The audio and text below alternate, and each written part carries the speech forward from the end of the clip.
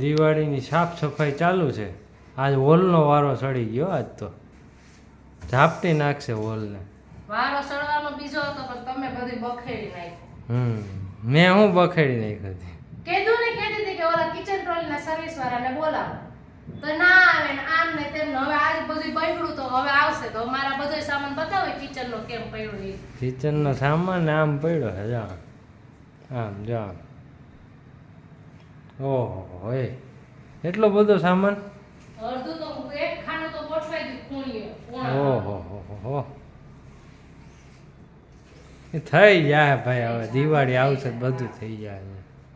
હોય કામ હોય કરવા તો લાગુ નહીં પણ કામ વધારવાનું બહુ. તો હાવ આપણે આમે હવે મહિને મહિને સફાઈ કરતા એમાં શું ને આવે દિવાળી ઈ સફાઈ ના સફાઈ જુદી જ હોય. સારું હાલો તો દિવાળીની સફાઈ ને ઓલી સફાઈ જુદી જ હોય. હેલો જય શ્રી કૃષ્ણ. તો નહીં થયા વાગ્યા કેટલા 2:30 વાગવા આવ્યા તો એ છે બ્લોગ ચાલુ કર્યો ને ડાયરેક્ટ સમીર કુમાર કરી દીધું બધું ચાલુ. તો welcome to my new blog. કેમ છો બધા? હું તો જરાય મજામાં નથી પણ અમે બધા રહીશું. આટલું કામ હોય કોણ મજામાં હોય? હોય કોઈ મજામાં? અને ચાલો મારા હસબન્ડ છે ખજાના તો જો નીકળી વેલકમ બેક. તો એક દિવસ વચ્ચે એમને હું ગેપ કર્યો બ્લોગ લીધા કરીએ કારણ કે કાલના દિવસમાં છે ને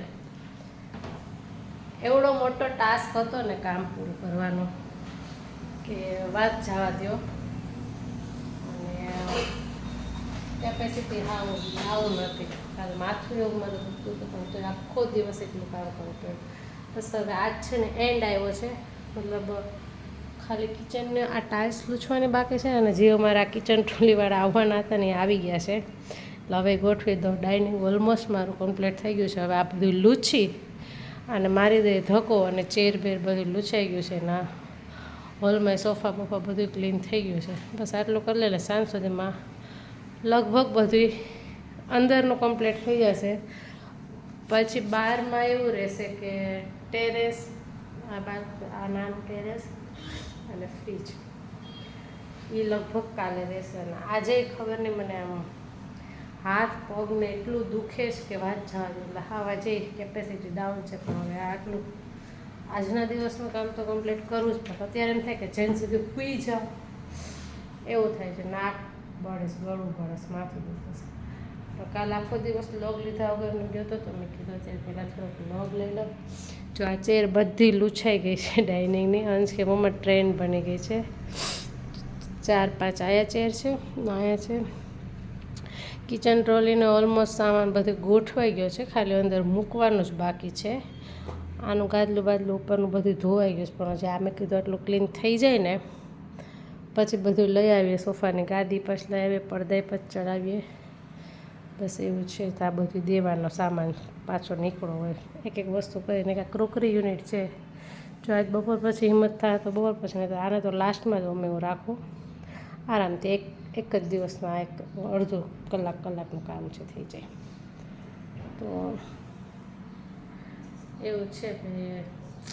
ખબર ને દિવાળી આવે ને એમાં આ વખતે મારે મોડું થયું ને કામનું એટલે આખો દિવસ કરવું પડે. નહીંતર હું થોડીક વહેલી વહેલી જાવ ને 3-4 વાગ્યા સુધી કરીએ ને તો થાક ના લાગે. અને જો આપણે કામવાળાને બોલાવીએ ને તો એ કાં 2 જણા હોવા જોઈએ ને કાં આપણું 1 જણ એને હારે રહેવાનું આવવું જોઈએ. તો એની હારે આપણે આખો દિવસ રહેવું પડે કામ કરવામાં. બરાબર. તો આખો દિવસ કામ કરીએ તો બીજે દિવસે કેપેસિટી લો થાય. એ નીચેનું કરવું, ઉપરનું તો બધું આપણે જ કરવું પડે. એટલે આ હાથ છે ને આમ ઘસી અને દુખવા માંડે. તો કાલે આ કિચનનો ઉપરની છત આખી ઘસી. આજે આ ડાઇનિંગની ઘસી. નીચેનું ઘસી દે. નીચેની ટાઇલ્સ મેં ઘસી. ઝાડુ પોતાવાળા જે બેન આવે ને કલાક આવે ને તો કલાક એટલું કરવા લાગે. આજ બપોર પછી કીધું આવજો ઝાડુ પોતા કરી દેજો. પણ આપણે એના કરતાં 3 ગણું કરીએ તો એ 1 ભાગનું કામ કરે. આ તો થોડુંક આપણને હેલ્પ થઈ જાય. મોબાઈલે નથી પકડાતો, હાથ એટલો દુખે છે. ચાલો હવે મેં સમીરને બોલાવ્યા છે ડાઇનિંગનો ધક્કો મારવા. ડાઇનિંગનો ધક્કો મારી દે એટલે કિચન ટ્રોલી ગોઠવી દો. પ્લેટફોર્મ ઉપર બધું કિચન ટ્રોલીનો જ સામાન છે એ બધે મૂકી દઉં એટલે પછી થોડુંક આમ ખાલી ખાલી લાગશે એટલે પછી ઉપરનું કામ કરી લો. રસોઈ બનાવવાનું છે. ઘડિયાળમાં કેટલા મેં ગુડ મોર્નિંગ કીધું પણ ઘડિયાળમાં લગભગ 12:15 વાગી ગયા છે. અંશભાઈને ટિફિન મોકલી દીધું છે પણ અમારે સવારમાં નાસ્તામાં ટ્રોલીવાળા ભાઈ હતા એમાં નાસ્તો અમારે બખેડી દીધો. ખાલી સૂકો નાસ્તો કર્યો એટલે બપોર જમવું પડશે તો જ હાથ પગ હાલશે એવું છે. ચાલો મળીએ પછી પાછા. તો ભાઈ આપણે હવે 5% કામ બાકી રહ્યું છે. 5% સોફા કવર ચડાવવા ચાલુ થઈ ગયું છે. પરમ દિવસ 11 ચાલુ થાય એટલે કાલનું 5%નું કામ થઈ જશે આપણે. અને અત્યારે છે ને ઘડિયાળમાં 7:30 જેવું થયું છે અને અંશને સમયને લાગી હતી બહુ ભૂખ. જો હું રસોઈ કરવા વળગું તો વાર લાગે છે તો એ કે હાલો હવે ઢોસા ખાઈ આવી બાજુમાં છે તો ચાલો ઢોસા નહીં તો ઇડલી ખાઈ આવીએ આપણે ઢોસા. ઢોસા ક્યાં પડે અને અમારા ચડુરામ જો કે ને ઢોસા મળે નહીં ઢોસા નથી મળતા. જો અમે છે ને દિવાલ નવી કરી જો અહીંયા નવી દિવાલ હા ઈટ આખી પાડી હતી દીવાલ પછી ઈટ આમ ગોઠવી કર્યો નવો કલર દીનો નવી દીવાલ. ચા શુભ લાભ આપણે ગયા વર્ષના બહુ સરસ છે. ચેન્જ નથી કરવા ને આ વખતે એ જ રાખવા છે. બહુ ફાઇન છે. હવે આ કે બાજુવાળા કરીને કામ કેટલી વારમાં ઝડપી બોલો. હા તારે બિચારા 3 દી સુધી ત્યાં કામ કર્યું છે. બાજુમાં અમારે આવે ને દિવાળી હા તો 2 હોય તો એ લોકો દિવાળી આવ્યા કરવા એક કામવાળા બેનને મોકલા હતા. 2 બેન આવી ગયું કલાક 1.5 કલાકમાં તો બધી દિવાળીનું કામ કરીને વહી ગયું બોલું. એટલે જ અમે કામવાળા ના રાખીએ. સમીર કુમાર તમે કામ બરાબર હા એ તો અત્યારે તો અમે કામવાળા જ છીએ. હજી કાલ સુધી કામવાળા રહેવું પછી કંઈક હાલો મારે દિવાળીની શોપિંગ કરવાની છે. તમારે બેયના નવા કપડાં છે મારા જ નથી. એકાદું લેવું જવું છે. ચાલો તો હેલો જય શ્રી કૃષ્ણ વેલકમ બેક. કેવું છું બધા મજામાં જશો બધાને ઓલમોસ્ટ દિવાળીની તૈયારી થઈ ગઈ છે. બસ અમારી થઈ જ ગઈ છે. ઘરની સાફ સફાઈ થઈ ગઈ. હવે માથા મોઢાની સાફ સફાઈ કરવાની છે.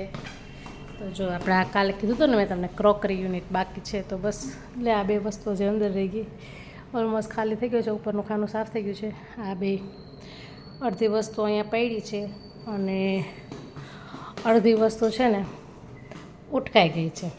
એટલે આવું બધું હોય ને એટલે થોડીક વધારે વાર લાગે. તમને એમ થતું છે કે બહુ વાર લાગી હા પણ આ વખતે મારે બહુ વાર લાગી છે કારણ કે હમણાં વચ્ચે થોડીક સાફ સફાઈ થઈ નહોતી એટલે આ વખતે છે ને થોડું ડીપ ક્લિનિંગ કર્યું છે અને જાતે જાતે બધું કરીએ એટલે વાર લાગે. હેલ્પર હોય કામવાળા તો ના વાંધો આવે એટલે એવું બધું છે પણ થઈ જાય. અને આ કામ કેવું છે કે બધું સરખાઈ કરવું હોય ને તે આપણે જાતે કરીએ તો જ આપણને સંતોષ થાય. બાકી કર્યું એવું લાગે જ નહીં એટલે એ એક થઈ જશે. પછી ફ્રીજ સાફ કરી લઈશ. ઓલમોસ્ટ 2-2.5 થશે ને ત્યાં લગભગ બધા કામ થઈ જવા જોઈએ એવું ટાર્ગેટ છે. અને આજે અંશભાઈ ટિફિન લઈને ગયા નથી તો ટિફિન બનાવું છું. એનું મગ બફાઈ ગયા છે અને પુલાવ જેવું થોડુંક બનાવવાનું છે તો એ બનાવી લઈએ અને એને ટિફિન મોકલાવી દઈએ. પછી પાછું કામે વર્ગી જાવ એટલે 2-2.5 કલાક બધું કામ થઈ જશે.